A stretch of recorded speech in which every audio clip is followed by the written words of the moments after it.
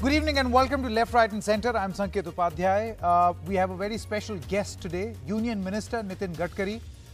He's going to join us and we are going to ask him certain basic questions as to what is the thought process behind the decision that the government has taken. And obviously and surely one can see that the government is trying to communicate with the farmers. So how long will this communication go and when is the impasse likely to end? I want to welcome Union Minister Nitin Gadkari. आपका बहुत बहुत धन्यवाद नितिन गडकरी जी, एक बार फिर NDTV से बात करने के लिए. मैं सबसे पहले आपसे सवाल पूछना चाहता हूं, अगर आप बताएं गडकरी जी, इस कानून के पीछे की मंशा, क्योंकि अभी इतना ज्यादा आंदोलन हो गया है कि जो ओरिजिनल थॉट था वो लोगों को याद दिलाना जरूरी है. तो मैं आपके माध्यम से ये जानना चाहता हूं, कानून लाने के पीछे का उद्देश्य सबसे पहले. देखिए, किसानों का शोषण न हो और उनके उपज को सही दाम मिले, यही उद्देश्य है. मैं आपको बहुत सिंपल क्वेश्चन पूछता हूं. आप फार्मेसी के दुकान में जाएंगे, अगर दवाई खरीदनी है तो दवाई का भाव दुकानदार तय करता है या कंपनी तय करती है? लिखा हुआ रहता है, वही देना पड़ता है. आप रेस्टोरेंट में जाएंगे, चाय और कुछ लेंगे तो उसका भाव रेस्टोरेंट वाला तय करता है. आप किसी भी हवाई जहाज में जाइए टिकट खरीदने के लिए, उसका टिकट का रेट वो हवाई जहाज की कंपनी तय करती है. आप रेलवे में जाइए, रेलवे का टिकट निकालिए, रेलवे तय करती है उसका भाव क्या है. पर किसान का जो उपज है उसका भाव किसान नहीं तय करता. ये केवल किसान के लिए अपवाद किया गया, किसान के साथ अन्याय है. किसान जब माल मार्केट में लेता है, मंडी में लेके जाता है, तो उसका भाव दलाल यानी वो जो मीडिएटर होता है, बिचौली या ट्रेडर, बिजनेसमैन, वो तय करता है. क्या ये उचित है? अच्छा, हमने यही निर्णय किया है कि किसान को कहीं भी माल बेचने का अधिकार है जहां ज्यादा कीमत मिलेगी. आज भी पंजाब हरियाणा में जिसको मंडी में बेचना है तो मंडी में बेचे. अब जिसको किसी और को बेचना है तो जो सबसे ज्यादा भाव देगा उसको बेचे. अब मैं किसान हूं और नागपुर में धापेवाड़ा करके मेरी खेती है. मेरे यहाँ सब्जी होती है. पहले मार्केट में लेके जाता था तो मार्केट में रेट भी कम मिलता था. अब मैं नागपुर में प्रतापनगर चौक में एक शेतकरी बाजार है, वहां सब्जी ले जाता हूं. मुझे मार्केट से 10 रुपए किलो ज्यादा रेट भी मिलता है और मार्केट में बेचने के बाद 8% दलाली, वो जो बिचौलियों का कमीशन देना पड़ता था, वो भी नहीं देना पड़ता है. तो मुझे फायदा हो रहा है. मुझे बताइए, जिसमें किसान का फायदा है, किसान को ज्यादा भाव मिल रहा है, इसमें गलत क्या हुआ है? और इसके ऊपर भी कोई किसान अगर मंडी में बेचना चाहता है, उसको लगता है ज्यादा भाव, तो वो बेचने के लिए उसको अधिकार है. हमने कहीं रोका नहीं है उसको. ये गलत फहमी है. जब कुछ लोगों को पता है कि हम किसानों को कन्विंस नहीं कर सकते, तो उनको कंफ्यूज करने की कोशिश इसमें हुई है. यही सबसे बड़ी समस्या है. आपको लगता है गडकरी जी कि वो ये सिर्फ और सिर्फ कंफ्यूज और मिसलीड किया जा रहा है किसानों को, और वाकई किसान को ये दिक्कत नहीं है? क्योंकि अगर आप आंदोलन देखें तो वो तो बढ़ता जा रहा है. देखिए, पहली बात तो ऐसी है कि तीनों बिलों का एक एक कलम निकालो और एक कौन सा कलम किसानों के विरोध में, इसके ऊपर ओपन चर्चा करो. अगर उसमें इसके अलावा अगर किसान और किसान संगठन किसानों के हितों में कोई कलम एक्ट में ऐड करना चाहते तो हम ओपन माइंडेड हैं, हम तैयार हैं. अब मुझे बताओ, ये कारपोरेट की बात कर रही है, कैसी बात है?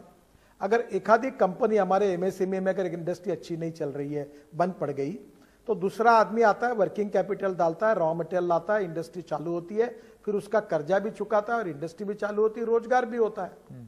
अखबार में एक अखबार दूसरे अखबार को टेक ओवर करता है. वैसे आज हमारे में विदर्भ से आया हूं, किसान 10,000 किसानों ने विदर्भ में आत्महत्या की, वहां का मैं किसान हूं. अब मुझे बताइए कि वहां किसानों के पास जमीन को तैयार करने के लिए ट्रैक्टर भी नहीं है, बीज भी नहीं है, खाद भी नहीं है और पानी भी नहीं है. जमीन बंजर पड़ी हुई है. कोई तीसरा किसान आता है और बोलता है कि मैं जमीन भी तैयार करूंगा, बीज भी लाऊंगा, खाद भी लाऊंगा, पानी भी लाऊंगा और पर एकड़ 10,000 15,000 रुपए एकड़, 1.5 लाख रुपए आपको दूंगा. अगर दूसरा यह कहता है कि अच्छा करो, मैं सब करूंगा, हम बेचेंगे, उसके बाद में खर्चा जाने के बाद जो प्रॉफिट आएगा आधा तुम्हारा होगा, आधा मेरा होगा, जमीन तुम्हारी होगी, क्रॉप के लिए मैंने बाकी का कर्जा किया. मुझे बताइए, इससे किसान को फायदा मिलेगा? बंजर जमीन पड़ी है, किसान की पेइंग कैपेसिटी नहीं है, उसका वर्किंग कैपिटल इरोजन हो गया है पूरा. तो ये किसान अगर किसी का सहयोग लेता है तो क्या जमीन बेचता है क्या? मैंने अभी बोला एक को कि ओला और उबर के टैक्सी में तुम बैठ जाते हो थोड़ी देर के लिए, बिल देते हो, तो क्या आप टैक्सी के मालिक बन जाते हो क्या? कोई अगर 2 साल के लिए अगर कॉन्ट्रैक्ट में इस प्रकार का जमीन देता है किसी को करने के लिए, तो क्या मालिक बनता है क्या वो? ऐसा कोई कानून नहीं है वो मालिक बनता है। किसान की जमीन कोई ले नहीं सकता। और इसलिए बहुत सी गलतफहमियां लोगों में फैलाई गई, जिसके कारण है। और हम पंजाब हरियाणा के किसानों को मैं अनुरोध करता हूं कि आपको नहीं करना है कॉन्ट्रैक्ट फार्मिंग, जमीन नहीं देना मत दो। आपको अगर मंडी में बेचना है तो बेचो, आपको व्यापारियों को बेचना है तो बेचो। मुझे याद है ये पेप्सी ने या किसी ने एक बड़ा उद्योग डाला था, तो पोटैटो किसानों से खरीदी की है। तो जो पोटैटो का मार्केट में भाव था उससे ज्यादा भाव किसानों को दिया, तो किसानों का प्रॉफिट हुआ। तो मुझे लगता है हमारा अधिकार है, जैसा आपके पास एडवर्टाइजमेंट कोई देता है तो कौन से कितने रेट लेना ये आपका अधिकार होता है जी। तो मीडिया में अखबार कितने में बेचना ये उनका अधिकार होता है। नहीं, तो गडकरी किसान भी क्यों नहीं तय करे कि मेरी उपज के भाव मैं तय करूं। वो बात आप ठीक कह रहे हैं, लेकिन आपने ये बोला कि an attempt is being made to mislead the farmers, उनको गुमराह करने की कोशिश की जा रही है, उनको बहकाया जा रहा है।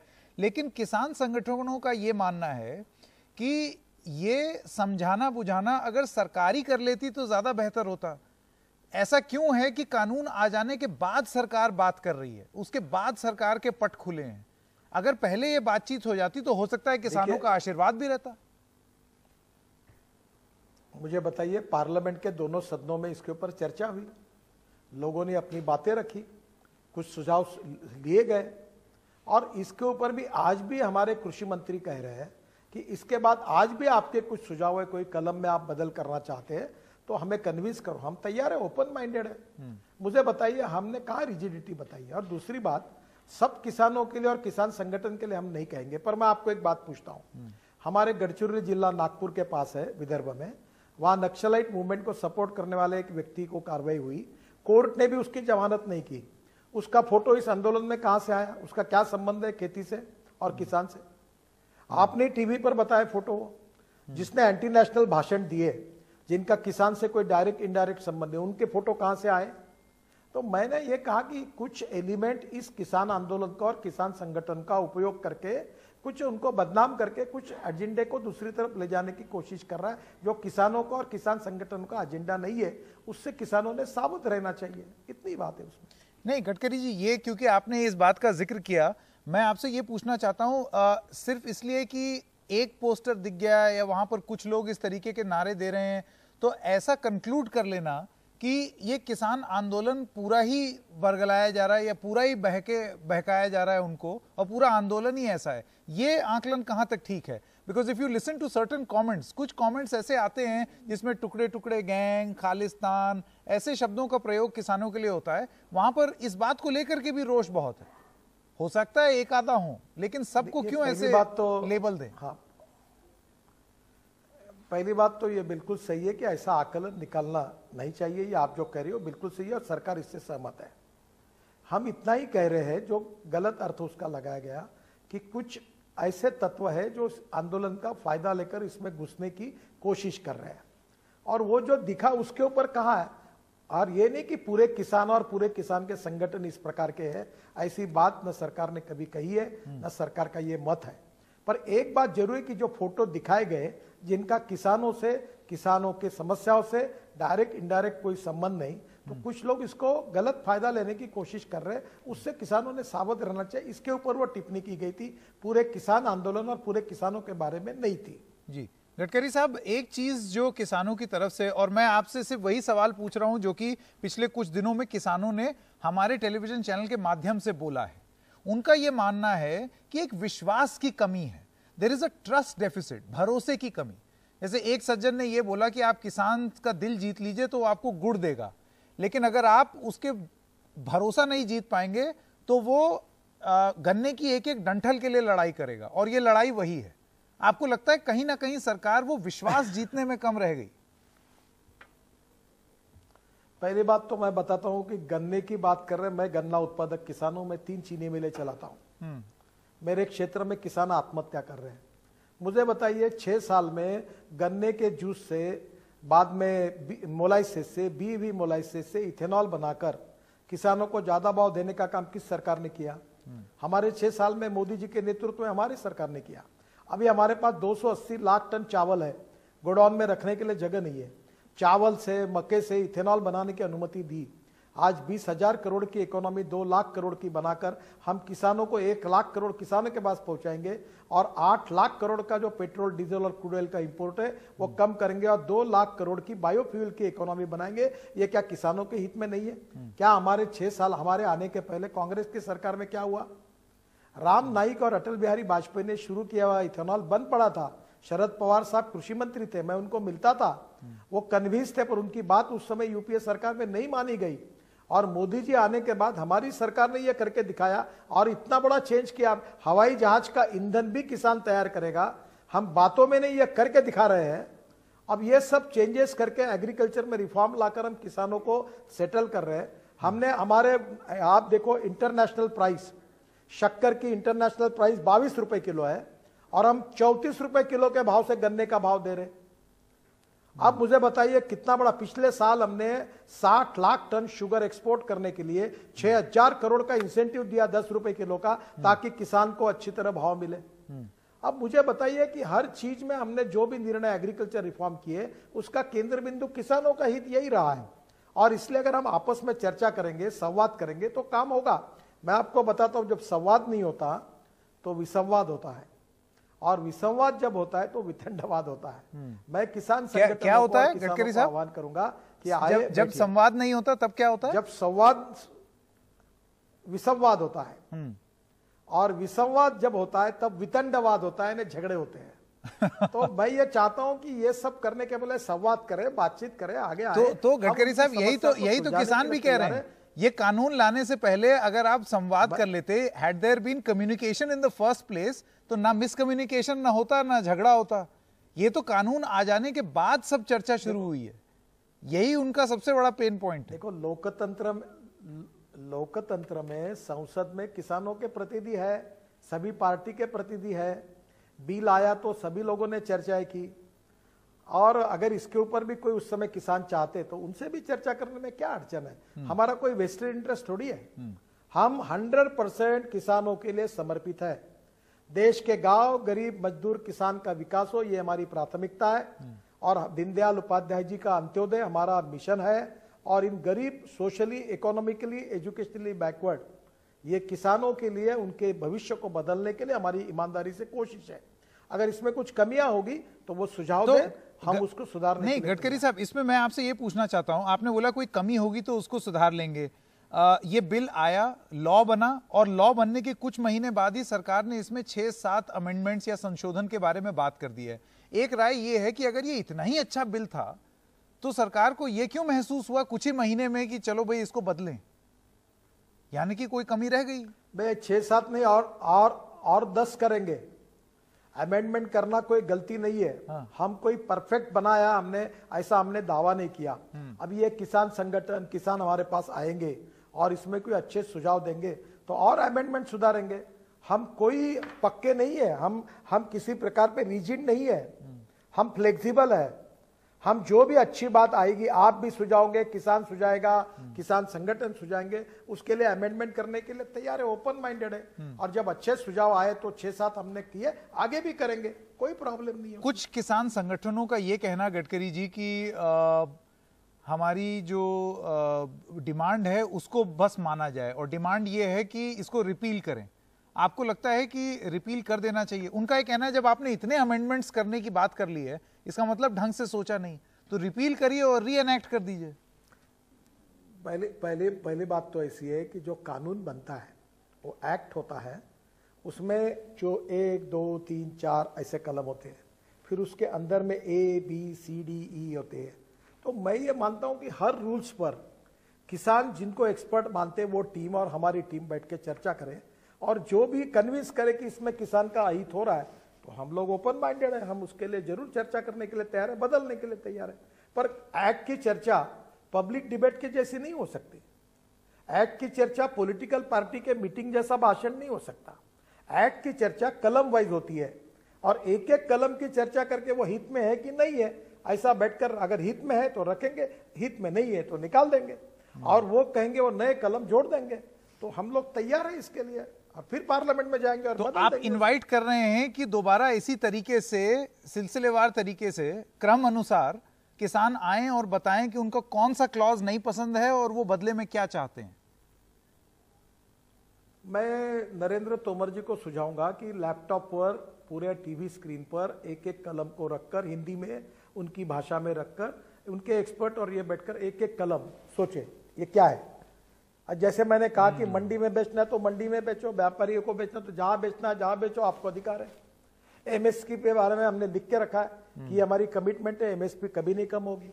कॉन्ट्रैक्ट फार्मिंग में ये बिल्कुल पक्का है कि कोई मालिक नहीं बनेगा कॉन्ट्रैक्ट लिया तो, ये भी पक्का है, ऐसा कोई कानून नहीं है। तो हम लोग हर चीज के बारे में बात करके उसको तय कर सकते हैं। और मैं तोमर जी को कहूंगा कि सबको प्रेजेंटेशन देकर कलम वाइज चर्चा करके इनके मन की गलतफहमी को निकाल दो। किसान हमारे हैं, हमारे देश के हैं। हाँ। एक ये चीज आपने जो अभी बोली गडकरी जी, एमएसपी वाली बात, अब भारतीय किसान संघ है, ये राष्ट्रीय स्वयंसेवक से जुड़ी हुई एक किसानों की संस्थान है, उसका एक कहना है कि आप स्टैट्यूटरी प्रोविजन लाइए, यानी कि उसको कानून में रखिए। और यही चीज नरेंद्र मोदी जब मुख्यमंत्री थे गुजरात के तो उन्होंने भी यही बोला था। तो आज सरकार लिखित में देना और शुरुआत में ना देना ऐसा क्यों कर रही है? पहले बात तो आपको बोला एमएसपी कैसी तय होती पता है आपको? कृषि मूल्य आयोग, नीति आयोग और कृषि मंत्रालय, ये तीनों मिलकर पहले एक्सपेंडिचर कॉस्ट निकालती है कि उसका प्रोडक्शन कॉस्ट कितना होता है, मूल्य कितना होता है। फिर उसके ऊपर उसमें बैल से लेकर ट्रैक्टर से लेकर एक एक खर्चा जोड़ा जाता है और उसके आधार पर वो एक कीमत तय करते हैं पर एकड़ में कितना उत्पादन मिलता है। और फिर ये कृषि मूल्य आयोग और प्लानिंग कमीशन मिलकर एग्रीकल्चर मिनिस्ट्री का प्रस्ताव कैबिनेट में आता है। और पिछले 6 साल में हमने हर बार ये मिनिमम प्राइस करके एमएसपी बढ़ाई है और एमएसपी बढ़ाकर कैबिनेट के द्वारा उसका नोटिफिकेशन निकलता है। इसका मतलब वो कानून ही है, वो सरकार की कमिटमेंट है, कटिबद्धता है। और जो हमने एमएसपी दी है वो उसको एक खरीदना सरकार के लिए बंधनकारक है और राज्य सरकार के सहयोग से वो माल सरकार को खरीदना पड़ता है। और ये कानून नहीं है, ये लीगल सिस्टम है, ये कोई स्वेच्छा वाला काम नहीं है, ये मैंडेटरी है। और ये एक प्रकार से ये पूरी व्यवस्था की सिस्टम एक कानून है और कानून के साथ ही एमएसपी जाहिर हुई है। तो गडकरी जी, नरेंद्र मोदी ने बतौर मुख्यमंत्री स्टैट्यूटरी प्रोविजन बोलने की बात क्यों की? उन्होंने क्यों सुझाया ये चीज? मुझे तो ऐसा कोई जानकारी नहीं है, पर जो लीगल पोजीशन है, कृषि मूल्य आयोग दिल्ली में है, नीति आयोग दिल्ली में है और इसमें एग्रीकल्चर एक्सपर्ट्स होते हैं। और उसमें आप शरद जोशी जी के शेतकरी संगठन के समय भी मैं उस आंदोलन से थोड़ा बहुत जुड़ा था मेरे जवानी के टाइम में, तो ये भी बात वो करते थे कि उत्पादन खर्चे के आधार पर भाव होने चाहिए।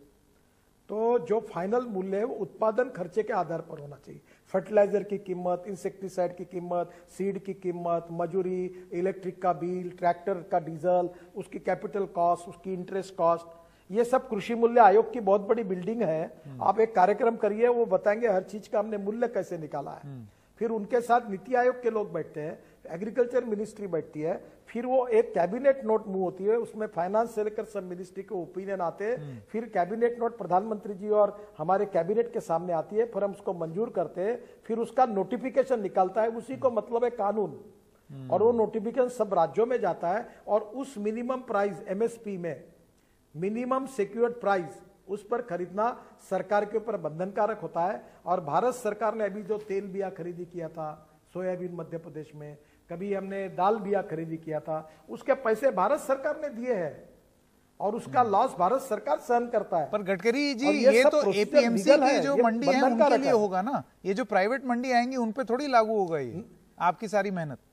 जो भी किसान, आपको मैं बताता हूं, अभी महाराष्ट्र में एमएसपी के नीचे जिसने बेचा था व्यापारियों को, तो बैंक अकाउंट में देखकर उस किसान के अकाउंट में उस प्राइस के बिल के आधार पर जो डिफरेंस था वो किसान के अकाउंट में जमा किया है भारत सरकार ने।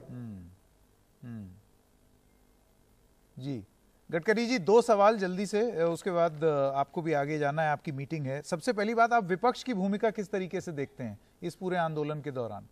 मतलब बहुत सारे ऐसे बयान हुए कि उस समय की बीजेपी जो बोलती थी वो इस समय की कांग्रेस बोल रही है, और इस समय की जो कांग्रेस उस समय की जो कांग्रेस थी वो अब बीजेपी की जबान हो गई है। इसको आप कैसे देखते हैं? देखिए, इस देश के गांव गरीब मजदूर, देखो गांव गरीब मजदूर किसान का कल्याण करने का, इन मुद्दों का राजनीतिकरण नहीं होना चाहिए। मैं पिछले 15 साल से अपने जीवन के अनेक साल किसानों के लिए खर्चा कर रहा हूँ और वही काम करता हूँ, और मैं इसके साथ बहुत सेंसिटिव भी हूँ। मैं सभी राजनीतिक पार्टी से यही आह्वान करूंगा कि इसका राजनीतिकरण न करते हुए किसानों के हितों में आपकी और हमारी बात बैठकर निर्णय करें। बाकी सब्जेक्ट्स बहुत है जिसके ऊपर हम राजनीति कर सकते हैं, आप भी करिए, और राजनीति करने का उनका अधिकार भी है और डेमोक्रेसी में होना भी चाहिए, उसमें कोई प्रॉब्लम नहीं है। पर जहां गरीब का हित है, किसान का हित है, उसमें सबने मिलकर अगर समर्थन किया तो उसमें किसान का कल्याण होगा। यही मेरा उनसे अनुरोध है कि इसकी राजनीति नहीं होनी चाहिए। गडकरी जी, मेरा आखिरी सवाल, और मैं चाहता हूं आप ये थोड़ा डिटेल में दर्शकों को समझाएं, क्योंकि मैं आपसे सोल्यूशन चाहता हूं। In every interview of mine with you I have seen you as the solutions man. आप कुछ विकल्प सुझाते हैं और अब वो मौका है कि आप दोबारा करें, क्योंकि अभी उसकी जरूरत है। 19 दिन से ठंड में किसान वहां पर बैठे हुए हैं, ये किसी को भी अच्छा नहीं लगता होगा, जाहिर सी बात है, ना ही सरकार में। मैं आपसे जानना चाहता हूं, how will this impasse and? ये खत्म कैसे होगा गडकरी जी? पहली बात तो मैं इससे दुखी हूं और किसानों के साथ बिल्कुल समर्थन में हूं। मैं इतना ही कहूंगा कि ये किसान अपने संगठन के और अपने एक डेलीगेशन तय करे और वो 15-20 लोग हमारे तोमर जी के साथ बैठे और एक टीवी पर तीनों एक्ट जो हमने मंजूर किए उसका एक एक्ट का एक कलम, फिर उसकी ABCD ऐसा हिंदी में रीजनल लैंग्वेज में एक एक बात समझाई जाएगी, उसमें चर्चा होगी और चर्चा करने के बाद तीनों एक्ट को समझने के बाद जो भी उनका विरोध है उस बात का वो हमें कहे, हम भी सरकार में विचार करेंगे और किसानों के अच्छे सुझाव को स्वीकार करेंगे। देश के हित में हमारे किसान, हमारा अन्नदाता आज रास्ते पर बैठा है, हमारे नेशनल हाईवे पर बैठा है। मैं उसका मंत्री हूं, मैंने कहा है कि उनको पूरा उनके बारे में सहानुभूति रखो, उनको कोई तकलीफ नहीं होनी चाहिए। और निश्चित रूप से हम बहुत दुखी है कि इतने ठंड में उनको रोड पे आना पड़ा। हम बिल्कुल उनके प्रति हमारी सहानुभूति है, संवेदनशीलता है, चर्चा के दरवाजे खुले हैं। वो हमारे कृषि मंत्री के पास आए और इस सब बातों की चर्चा करें और निश्चित रूप से समाधान निकलेगा और किसानों का समाधान होगा, ऐसा मेरा विश्वास है। यही मेरा उनसे अनुरोध है कि संवाद को कायम रखे और सॉल्यूशन निकालने के लिए आगे आए। निश्चित रूप से समाधान होगा, इसी विश्वास के साथ मैं अपनी बात को समाप्त करता हूं। ये संवाद गडकरी जी, इसकी जिम्मेदारी किसकी है आज की डेट में? आपको लगता है सरकार होने के नाते एक बड़ा दिल रखते हुए संवाद की जिम्मेदारी ले कि आइए बात करिए? देखो, सरकार की जिम्मेदारी और सरकार ले रहा लगातार, इसीलिए MSP में किसी प्रकार का बदल नहीं होगा, ये सरकार ने लिखित रूप में उनको बताया, ये हमारी जिम्मेदारी है। और इसलिए सरकार बिल्कुल जिम्मेदार है। लोकतंत्र में किसानों का अधिकार है, ये देश सबका है और लोकतंत्र में हर व्यक्ति के अधिकारों को उतना ही महत्व है। मैं तो कहता हूं कि किसानों को उनके माल को बेचने का फंडामेंटल राइट जैसा महत्वपूर्ण है, उतना ही महत्वपूर्ण अधिकार है। हम किसानों के अधिकारों का सम्मान करते हैं, उनसे बातचीत करके मार्ग निकालेंगे और निश्चित रूप से मैं उनका सम्मान भी करता हूं, संवेदनशील भी हूं और संवाद करने के लिए उनको मैं कहूंगा कि हम मिलकर करेंगे। जो अगर उसमें कुछ सहयोग करने की बात आएगी तो मैं भी अपने तरफ से कृषि मंत्री के साथ पूरी मदद करूंगा। नितिन गडकरी जी, बहुत बहुत धन्यवाद आपका NDTV से बात करने के लिए। Thank you so much for your time. नमस्कार। नमस्कार। नमस्कार।